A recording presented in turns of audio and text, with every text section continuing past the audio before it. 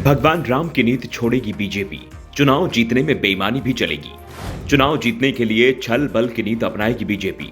साम दाम दंड भेद चुनाव जीतने में होगा बड़ा खेल। बीजेपी मंत्री ने मीडिया के सामने ही लीक कर दिया बीजेपी का प्लान। राजनीति में आए हैं तो सत्ता के लिए आए हैं। विपक्ष में रहकर कोई काम नहीं होता। सत्ता चाहिए तो चुनाव जीतना होगा।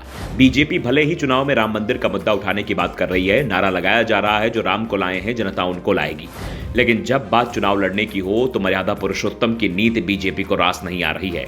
भगवान राम की नीति पर चलेंगे तो चुनाव में जीत मुश्किल हो जाएगी, इसलिए भगवान राम की जगह बीजेपी कृष्ण की नीति पर चलेगी। आखिर सत्ता का रास्ता चुनाव से निकलता है और सत्ता चाहिए तो चुनाव जीतना भी पड़ता है। जब विरोधी भी ताकतवर हो तो हारने का रिस्क नहीं उठाया जा सकता। हर हाल में चुनाव जीतना है, इसके लिए कुछ भी करना पड़े। वादों की पोटली जनता के सामने रखकर उसे रिझाना पड़े। जरूरी हो तो वोटों खरीदने के लिए पैसे पानी की तरह बहाना पड़े। लोगों को डराने धमकाने या कुछ और करने की जरूरत पड़े तो वो भी होगा।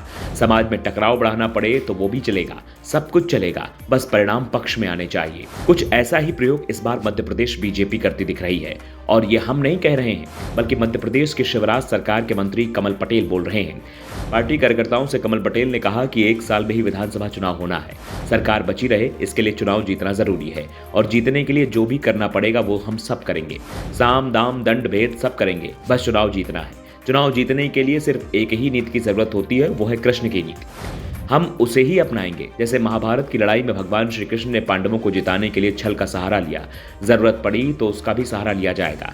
वैसे मध्य प्रदेश में शिवराज सिंह चौहान की जो सरकार चल रही है वो भी कुछ इसी नीति पर चल रही है, क्योंकि 2018 के विधानसभा चुनाव में जनता ने तो कांग्रेस की सरकार बनाने का जनादेश दिया था।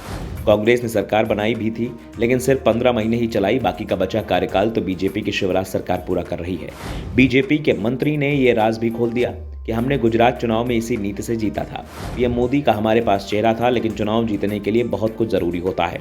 कमल पटेल ने मीडिया से चर्चा करते हुए कहा, बीजेपी का केंद्रीय नेतृत्व और प्रदेश नेतृत्व जो तय करेगा वो होगा। चुनाव जीतने के लिए जो करना पड़ेगा सब करेंगे। राजनीति में साम दाम दंड भेद सब चलते हैं, करेंगे। जरूरी है जैसे को तैसा। कृष्ण की नीति अपनाएंगे। अभी लोकसभा में 29 में से 28 सीटें हमारी हैं। इस बार 29 की 29 सीटें जीतेंगे। छिंदवाड़ा भी हम जीतेंगे। मैं छिंदवाड़ा का प्रभारी मंत्री हूं। हमने संकल्प लिया है कि इस बार कांग्रेस का सफाया करेंगे। विधानसभा में भी 200 से ऊपर सीट आएंगी। ये लक्ष्य रखा है हमने, क्योंकि हम जो कहते हैं वो करते हैं। मध्य प्रदेश विधानसभा में 230 सीटें हैं, और 200 का पार का नारा बीजेपी ने पहली बार नहीं लगाया है, बल्कि 2018 में भी बीजेपी ने 200 पार का ही नारा लगाया था, लेकिन पार्टी बड़ी मुश्किल से 100 पार जा पाई थी। 5 साल में उसके हाथ से 37% सीटें निकल गई थी। वैसे भी मध्य प्रदेश का विभाजन होने के बाद अभी तक कोई भी पार्टी 200 पार तो दूर, इसके आसपास तक ही पहुंच नहीं पाई। 2003 के चुनाव में बीजेपी ने 173 सीटें जीती, जो अभी तक का रिकॉर्ड है। 2003 में ही मध्य प्रदेश के विभाजन के बाद पहली बार विधानसभा चुनाव हुए थे। Bureau report, the such India.